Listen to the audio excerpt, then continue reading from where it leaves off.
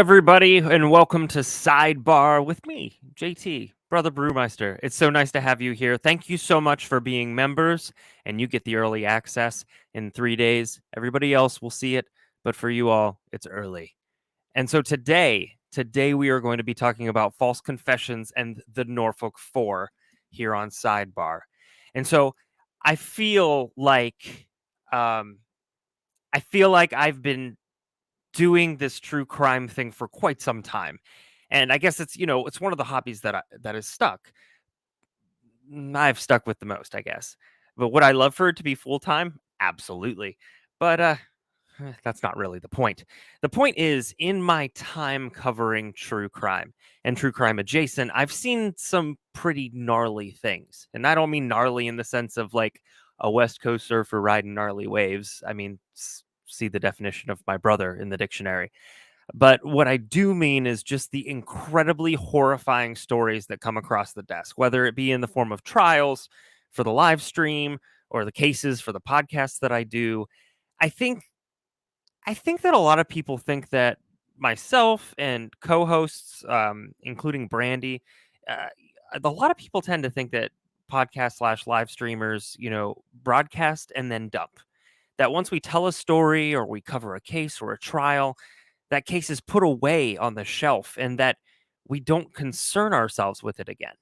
And the reality is that for me and many other live streamers and podcasters, we carry those cases for a long time after. And we do realize that those who are the victims, the victims' families and friends, well, while we carry it for longer, they have to live with the repercussions of these crimes and cases for life. And my point in all of this is that there's a lot that you know, we have come across that's horrifying. And sometimes I feel like this has to be, well, let me put it this way. Something that seems to be even more horrifying than a lot of it is a conviction based on false confession. That that absolutely seems to really bungle up the works. And so again, welcome to the 13th Juror Sidebar. I'm JT, talking about the Norfolk Four and false confessions. Now, for false confessions, not only are you embarrassed by being bought out and then sorry, not bought out, being brought out and then basically paraded about in front of media, even the smallest of cases, you're paraded in front of media. But you are alienated from your family, your friends, and then some. And in addition, you're being portrayed as something you're not. Even if you prove your innocence beyond a shadow of a doubt, you will spend the rest of your life saying, "Yeah, but it wasn't me. No, no, really, it wasn't. Like, take a look, see what happened." So, those who have been falsely accused and those who were fooled into doing so through tactics that I'll explain in a bit begin to question even themselves. The psychological tactics and pressure placed on someone without the proof of guilt is disgusting. It's a ploy that's utilized inappropriately to secure a conviction. Why? Mostly to get arrest rates up. And, you know, their time a case is open, they want that down. Or to pad ego when an answer might not be as readily available as originally thought. Now, is this the case all the time? Absolutely not. I would be a moron to think that. But I also know the pressure placed on law enforcement from within. And that's not an excuse, that's a reality.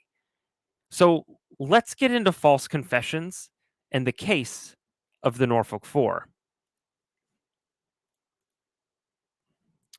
The Norfolk Four sound a little bit like a gang. In fact, if I didn't know any better, and having lived close to Norfolk, Virginia for a while myself where this all happened, this sounds like a crazy name for a gang in a movie starring the Rat Pack. The reality is much, much worse. So, four United States Navy veterans, Joseph J. Dick Jr., Derek Tice, Daniel Williams, and Eric C. Wilson, were wrongfully convicted in 1999 and 2000. These convictions were for the rape and murder of Michelle Moore-Bosko. Now, I mentioned earlier Norfolk. So let me talk a little bit about it. The city of Norfolk is at worst a weird place at night, and at best a hard city to pronounce unless you're from there. Those that weren't born in the area will pronounce it Norfolk. Those who are from the area pronounce it Norfolk. And those who just wanted to get one over on the middle school teacher pronounce it Norfolk. I wasn't one of them. Always. So Norfolk is the third most populous city in Virginia, and it's the 94th largest city in the nation. And it was incorporated in 1705. Although it's been inhabited way before then, of course. It was incorporated as one of the four cities in 1619 by Sir George Yeardley. It's surrounded by the Hampton Roads Natural Harbor, which connects everything to the Chesapeake Bay. On top of that, in Norfolk, there is Naval Station Norfolk. There's a huge naval presence. On top of Naval Station Norfolk, there is one of NATO's two strategic command headquarters there. And in addition, the Port of Virginia is located there as well. Now, for the purposes of this case, the population in Norfolk was somewhere between 234,400 and 261,200. So, some notable folks to come out of Norfolk. I myself was quite surprised. You got Steve Bannon. Well, Steve's not exactly notable, but I guess he's from there. Grant Gustin, who played Flash on CW. John Wesley Shipp, who plays the older Flash on CW. William McGee, who's the founder of Operation Smile. Wayne Newton. Scott Travis, the drummer for Judas Priest and Thin Lizzy. Patrick Wilson, actor and Tony Award winner. And, well, the Norfolk Four. So before we talk specifically about the Norfolk Four, I wanted to get into a little about false confessions. We all know by now, I can't just talk about cases. I like to give a little bit of context. You can't imagine how much is out there about false confessions, or maybe you can. This is a big problem. And I know I'm preaching to the choir, as most of you actually know a thing or two about crime. False confessions are basically admissions of guilt for a crime that someone did not commit. It sounds so basic. It sounds so easy to avoid, but it's not. And if, it's just not, or we wouldn't be talking about it. It's all counterintuitive. I mean, you didn't do something, but you still make a voluntary admission.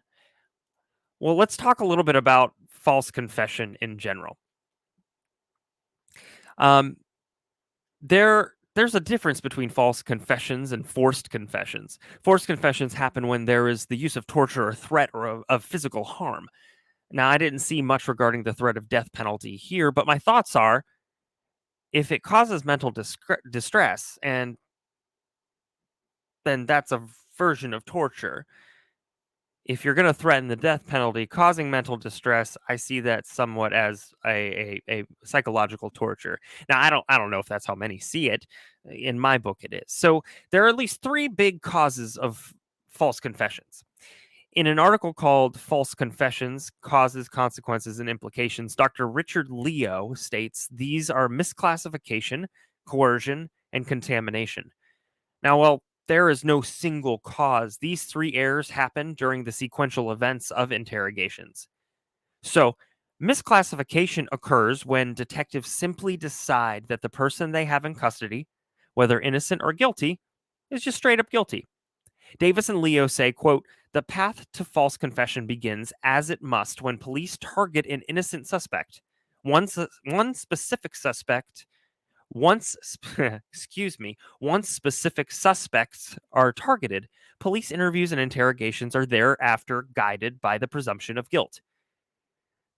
Coercion errors, on the other hand, occur after detectives determine an innocent person is guilty and then follow up with accusatory statements and interrogations. At this point, you can see the heavy weight a confession has in court, as the detectives might not have any evidence pointing to the innocent man, but the confession is so vital to get out of them because other than that, they have nothing. Now, finally, the contamination error occurs after the initial false confession. After the confession is what is called the post admission phase, where the story is told. They've, quote, got it off their chest, and now they just need to inform the detectives what happened. Quote, the detective's goal is to elicit a persuasive account that successfully incriminates the suspect and leads to his conviction. What I call that is a mess, like for real. In addition to errors, there are also three types of false confessions. Voluntary false confessions are, quote, thus explained by the internal psychological states or needs of the confessor, or by external pressure brought to bear on the confessor by someone other than the police. Most voluntary false confessions appear to result from an underlying psychological disturbance of like a psychiatric disorder.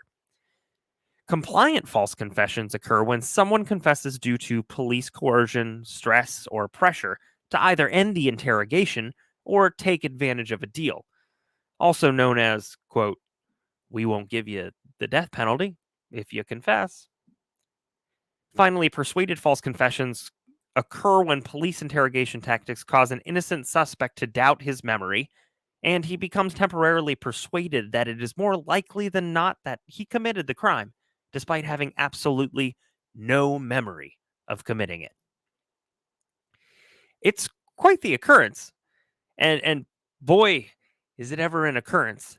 In 1992, the Innocence Project was founded in order to use new DNA evidence to dispute certain questionable convictions. At present, which is the 2014 article called False Confessions Causes, Consequences, and Implications for Reform by Saul Kassan, 30% of over 300 DNA exonerations have involved false confessions. Now, in the end, there are big issues with confessions in general, along with police interrogation tactics. Once, um, one of the most widely used techniques until recently was the read technique. So let's talk a little bit about this read technique. This was popular up until 2014, and even past that. It includes a non-step. It includes a 9-step process. Sorry, reading is hard. This is all from the OLR research report on interrogation techniques, which says that this interrogation technique, quote, should only occur when the investigator is reasonably certain of the suspect's involvement in the issue under investigation. I guess to that, my question is, what is reasonably? I mean, do you play with someone's life for a relative concept of what reasonably is? So, step one, the positive confrontation. Tell the suspect the evidence shows they are guilty. Step two, theme development. Present moral justification for the offense and do it in a sympathetic manner. As I get running through this, if you've seen any true crime documentaries that include interrogations, you're going to pick up on some of these things right off the bat. You'll just be like, oh, that. Step three, handling denials. When a suspect asks for permission to speak at this stage, to deny accusations, discourage them from doing so. Step four, overcoming objections. When denial doesn't succeed, the guilty will make objections to support innocence. Accept objections like they are truthful and use objections to further develop the theme. Step five, procurement and retention of suspect's attention. Get the suspect to focus on the investigator's theme rather than on the punishment. Close the physical distance between himself or herself and the suspect. You all have seen this in interrogations.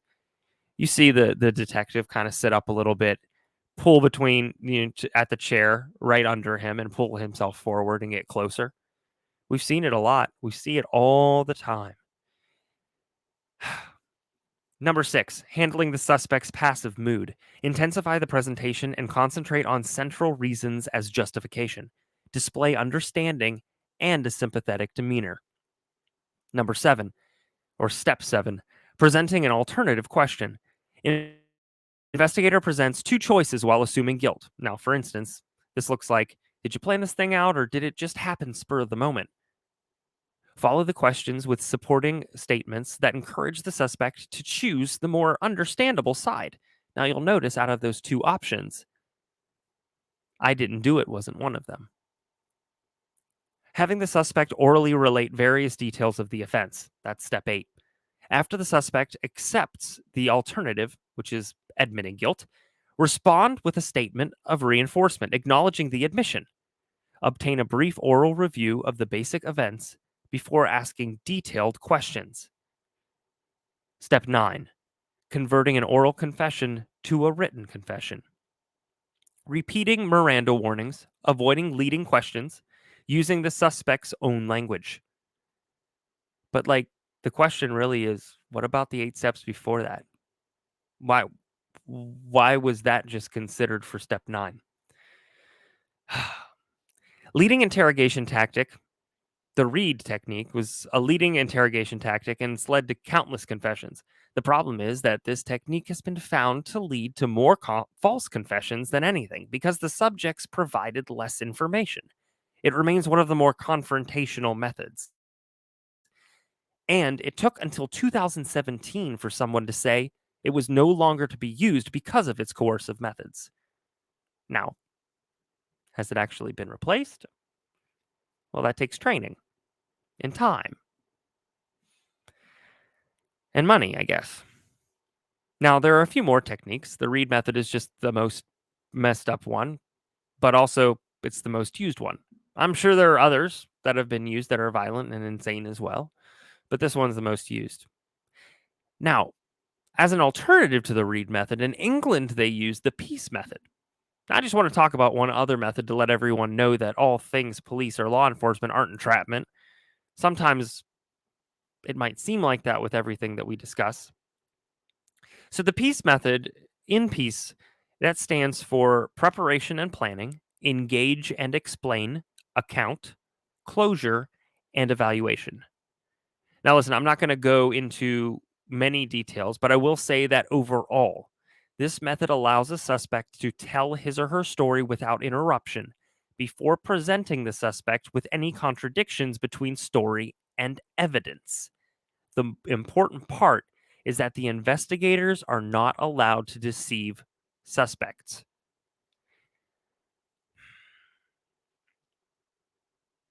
Well, there is an edited book by Mark Kebbell and Graham Davies, and they write this. Social scientists, legal scholars, and independent researchers have aptly developed have amply documented that contemporary methods of psychological interrogation can and sometimes do lead innocent individuals to confess falsely to serious crimes. The consequences of these false confessions can be disastrous for innocent individuals who are wrongly convicted and incarcerated. The consequences of false confession may be disastrous, even for those who were not convicted at trial. 2 recent studies have documented that when false confessors refuse to plead guilty and go to trial, conviction rates range from 73% to 81%. So, let's head on back to the Norfolk Four, shall we? On July 8th, 1997, a crime was committed that could only be described as disgusting, cruel, and wretched. A Navy sailor's wife was raped and murdered in their apartment home in Norfolk, Virginia. Billy Boston, a 19-year-old Navy sailor, returned home from an assignment he had, only to find Michelle Moore-Bosko, his 19-year-old wife, stabbed and strangled to death. The autopsy later confirmed that she had been raped as well. The couple were high school sweethearts and had married just 3 months before her murder. As mentioned above, the autopsy found that she died due to being stabbed and strangled. The stab wounds were described as being uniform in depth and clustered closely together. The medical examiner said these kinds of wounds happen with one assailant who stabbed someone multiple times. But there was an outside possibility of more than one person. Now, listen, here's the thing. If the wounds are uniform in depth and around the same location, wouldn't you, as just a human being, think it was probably the same person? It would be pretty tough for more than one person to get similar results like that. I mean, 2 people maybe. 4? Less than likely. There's definitely room there for reasonable doubt. Now, in addition to this report, they didn't find any evidence of a struggle inside the apartment, certainly not a large one, meaning that it's probable that Michelle knew her attacker. And here's Michelle Moore-Bosko and Billy Boston. So, of course, they don't have a lot to go on. Detectives are definitely looking for any possible leads. One of these detectives was Robert Glen Ford, who at the time was around 43. Now, we're going to get more in depth with him a little bit later. Now, as anyone would do in an apartment complex, you canvass the location and nearby residences to see if anyone saw or heard anything, or if they knew the victim. Literally anything to give them some kind of lead. And unlike the detective in Travis Rudolph's case, the police interviewed a neighbor of Michelle's, Tamika Taylor. During that interview, Taylor revealed that another neighbor, Daniel Williams, was kind of attached or obsessed with Michelle. So, Williams was also a Navy sailor and he lived in the apartment across the hall with his wife, Nicole. He and Nicole were also recently married as well, and they shared the apartment with another sailor. His name was Joseph Dick Jr. They were both stationed on the USS Saipan, a light aircraft carrier. So, of course, they're going to want to bring Daniel in for questioning. Now, I think that's pretty consistent with what should happen. Where this story branches is that he was interrogated for 8 hours straight, having begun at 5 a.m. Within the next hour, he confessed to Ford. He was treated like a criminal. He was threatened, and eventually he broke down and confessed. During his interview, he had told Detective Ford that he was on duty on the USS Saipan at the time the murder occurred. Neither the supervising officers said that they were ever interviewed by the Norfolk police or his defense counsel. And in addition, no records were requested from the ship either. Ship logs show who was on duty at all times. And so, if his initial alibi was that he was working on a ship during the time of the murder, and they don't go question that,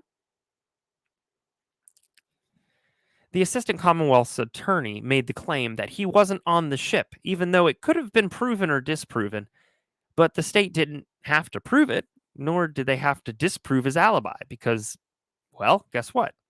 They obtained a confession. Because that is the power of a confession.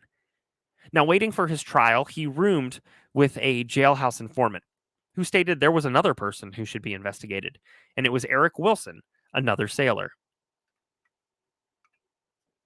Once they had Eric, they went back to Williams to see if there was anyone else. They're at two. Let's go for more, right? Why not? Williams said that a dude named George was there, but he pointed to Derek Tice from his photograph. All in all, four men were identified, in air quotes. Three of them active duty and one retired. Nobody, not one of these guys, had a prior record. Derek Tice was arrested in Florida where he was living. Detective Ford traveled down there to arrest him, and he was interrogated for 11 hours. At the end, he confessed to the crime as well.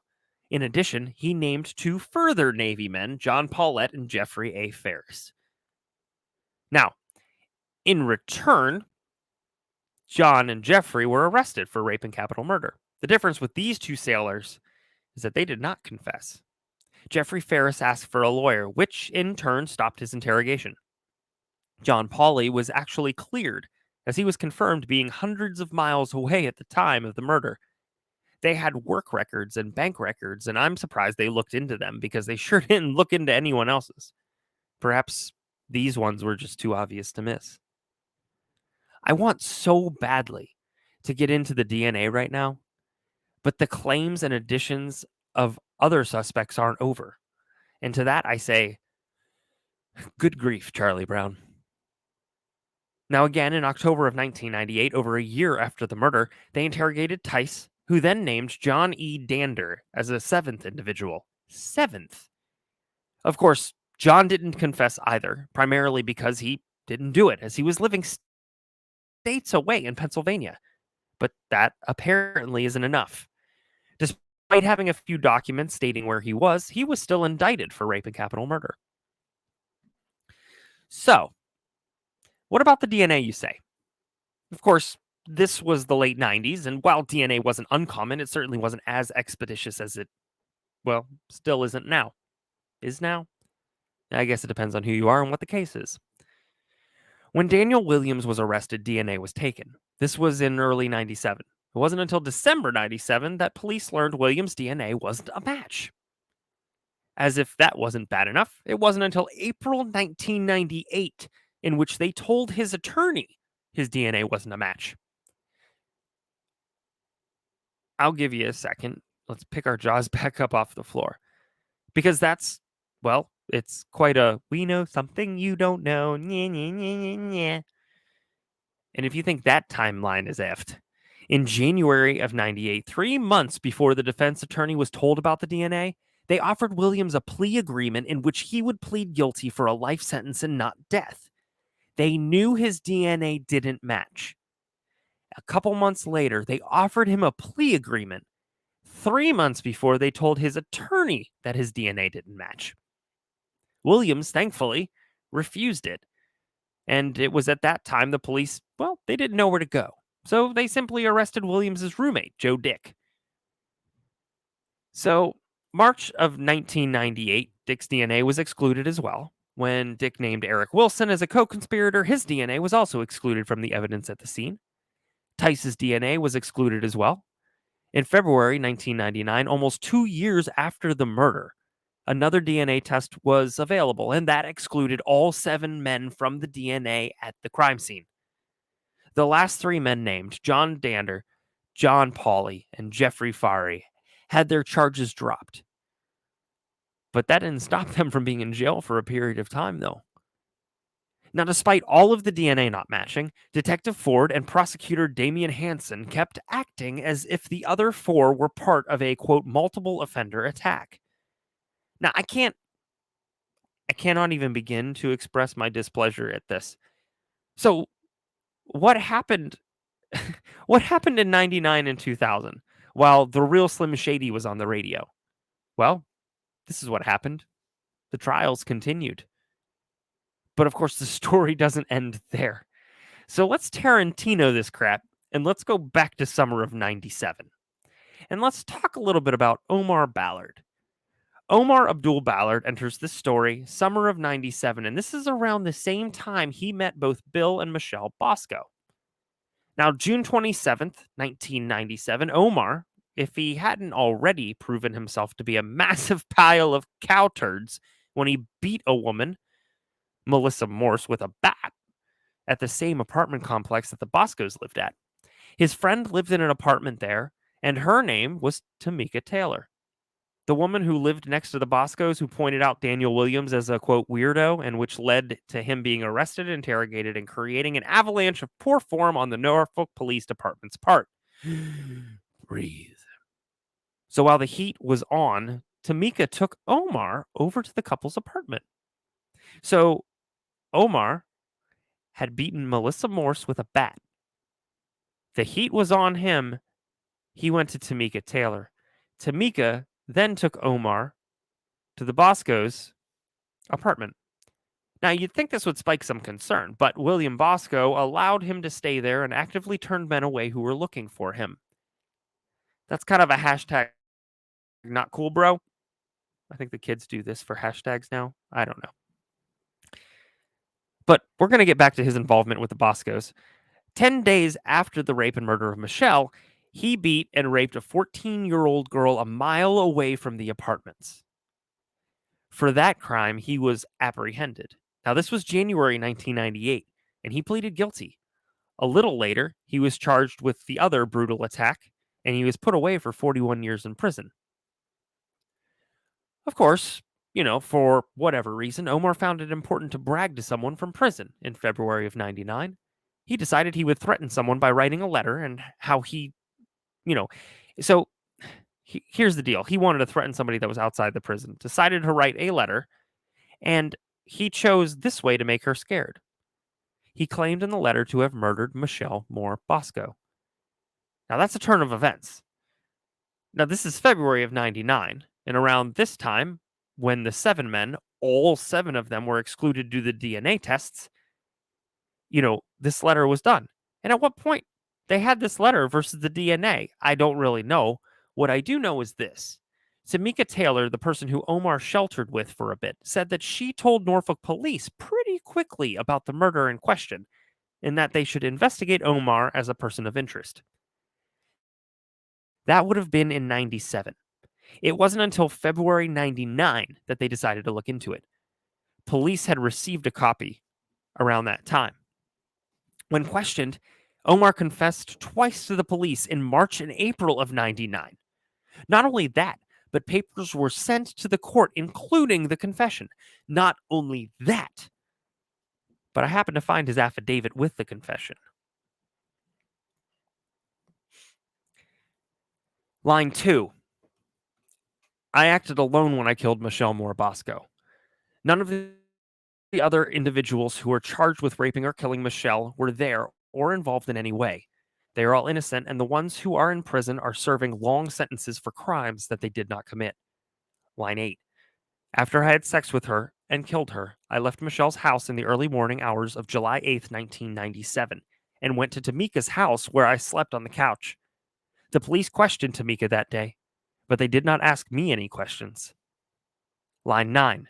In fact, the police did not question me about Michelle's murder until 1999. Line 10. Ford said, Detective Ford, just give us 5 minutes. He then showed me pictures of the other defendants and asked if I knew them. I told him that I did not know the other defendants. Line 11. On or about March 4th, 1999, Detective Ford and another detective returned with a warrant. Ford asked me a series of leading questions in an attempt to get the version of the crime that he wanted. For example, Ford would tell me some detail about the killing of Michelle and then ask me a question, encouraging me to use the detail he had just provided in my answer. I repeatedly told Ford that I committed the crime alone, but Ford wanted me to say that the other defendants had been involved. Line 12. On March 11th, 1999, Detective Ford and another detective visited me again. I gave them a second written statement. In that statement, I remained truthful in saying I committed the crime alone. Line 13. In addition to the two written statements on March 4th and 11th, 1999, I repeatedly told Detective Ford and his partners that I killed Michelle alone. Line 14. Although I continued to tell the detectives and prosecutors that I committed the crime alone, nobody would believe me. As part of the plea agreement, I signed a very short statement describing the crime based on what Detective Ford implied had occurred. That statement is totally false. Line 15. At the second trial of Derek Tice, I was going to testify truthfully and tell the jury that I committed the crime alone. Unfortunately, nobody wanted to hear the truth. Line 16. About a month before I was transferred to the holding cell in Alexandria to testify at Tice's second trial, Ford and another detective visited me at the prison. At the time, I was planning to testify truthfully that I committed the crime alone. Ford made clear through his statements and actions that he wanted me to testify that I had nothing to say. He knew that if I testified, I would tell the truth that I committed the crime alone. Ford did not want me to tell the truth that Tice was not involved in Michelle's murder. Now, he also said that his lawyer came in to tell him to say he had nothing to say, as did one of the prosecutors. He ended up saying that he had nothing to say because of the pressure. That's a lot of people in some high level positions telling you not to say anything. So, he on top of that stated that he has no knowledge of the other folks who were condemned to prison. In early March of 99, he was interviewed by Ford and Peterson. A week later, he was interviewed again and gave in the full details. Despite this, the convictions and false confessions were allowed to stand as primary evidence in the trials. I swear I'm almost done, but it just gets worse. A year later, notes surfaced from Detective Ford from an interview with Omar Ballard, March 15th, 2000. Now, I'm not exactly sure about all of this, but this is a smidgen of the lies that Ford wrote. During this interview, Ballard stated that he met Daniel Williams, Joe Dick, Eric Wilson, and Derek Tice in the parking lot. Ballard stated that he had been told not to come on the property, but he had family there, so he had to come see them. Ballard further stated that he knew Daniel Williams from Bosco's apartment. The four white males told him that they had tried to get Michelle to open the door and let them in, but she had refused. Ballard stated that he walked up and knocked on Bosco's door, and the four males stood to the side. When she opened the door, they all rushed in. I'm going to leave the rest of the notes out of this, but I haven't heard about any of this from anybody. Not the interview, not this account, nothing. Now, does it mean it didn't happen? Not necessarily, but what is absolutely clear is that Omar did this. He confessed repeatedly. The story remained the same years after. Despite that, four guys were put in prison for a very long time, based solely on their false confessions after being destroyed in an interrogation room, mentally and otherwise. So, what's the aftermath? Williams and Dick pleaded guilty to rape and capital murder and agreed to the following. They were not tried by a jury. They were sentenced to life in prison without possibility of parole. Dick said he would testify as a state's witness against the two other guys. Wilson was acquitted of murder, but found guilty of rape. He recanted his confession and said it was due to the intense interrogation tactics. Wilson and Tice, despite their attorneys saying that the DNA excluded them, frustrating. Despite their attorneys saying that the DNA excluded them, the prosecutor said in return that the, quote, lack of DNA evidence did not mean that these defendants were not at the scene. Despite defense saying Ballard confessed to being the only one, the prosecution said that it was a group attack. Wilson was sentenced to 8.5 years. Tice was found guilty of rape and capital murder and sentenced to 2 consecutive life sentences. Dick testified against him, but the only evidence prosecution had was Wilson's signed confession, which he recanted. Ballard pleaded guilty in March 2000 and said he incriminated the Norfolk Four in order to receive a sentence of 2 life terms rather than the death penalty he was threatened with. Prosecutor Damian Hansen moved to the city of Chesapeake Commonwealth Attorney's Office, and he continued to prosecute the Norfolk Four throughout their time in the justice system. He eventually became deputy attorney, because of course he did. All we really need to know is that every avenue the Four took failed. In 2004, the Innocence Project took up their case. Tice's second conviction was overturned in 2006. This was a Virginia Circuit Court that did it. Then the state appealed to the Virginia Supreme Court, which then reinstated the conviction.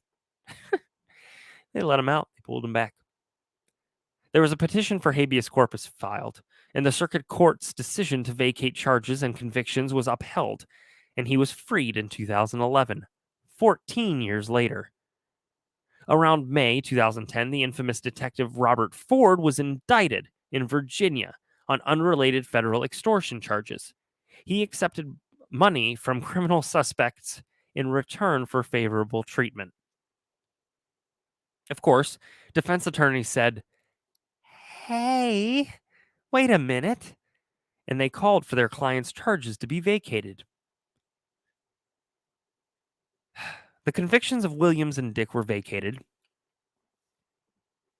and they were exonerated in October of 2016. For those of you playing the home game and doing the math, that's 19 years later. U.S. District Judge John Gibney said, quote, by any measure, the evidence showed that Daniel Williams and Joseph J. Dick did not commit the rape and murder to which they each pleaded guilty, and no sane human being could convict them with the available evidence. Ultimately, it wasn't until March 21st, 2017, in which the Virginia governor gave all four absolute pardons. Eventually, the Norfolk Four filed a suit against the city. The city of Norfolk paid them $4.9 million, and the state added another $3.5 million to that. So, 20 years in jail for something that you didn't do, $8.4 million total. That's $2.1 million per person. That's $105,000 per year. They were falsely convicted and kept in jail. Well, I'd say that that's not enough at all. What kills me is that it wasn't until November 2016 that the Virginia Attorney General instructed the Norfolk police to videotape all interrogations and confessions in cases involving homicides. With Defective Ford. Ooh, Freudian slip. With Detective Ford at the wheel for so long, I'd be fascinated to know just how many people were coerced into false confessions with him. So, final thoughts. Confessions are given much too much clout. Now, I'm not saying they should not be considered. Of course, confessions are great when they're given of someone's own free will and without coercement. They're great when they're given without conflict or issue. However, I think that two things need to happen. One, we need to reconsider how we play this interrogation game. Maybe we need to consider the peace method I mentioned before. And two, until that point, we need to give far less credence to confessions and more weight to the evidence. Now, that's not a perfect solution. Of course, it's not. And you can come up with a million reasons why that might not work. But here we are, and there they were. And that's the story of the Norfolk Four and false confessions. Y'all, this has been a great first episode of 13th Juror Sidebar. I appreciate y'all being with us. We are going to be doing these every other week when WTF is not airing on Sunday nights. And we will see you on Monday for day court, followed by night court. Thank you all for hanging in there, and we'll see you next time. Don't forget to smile.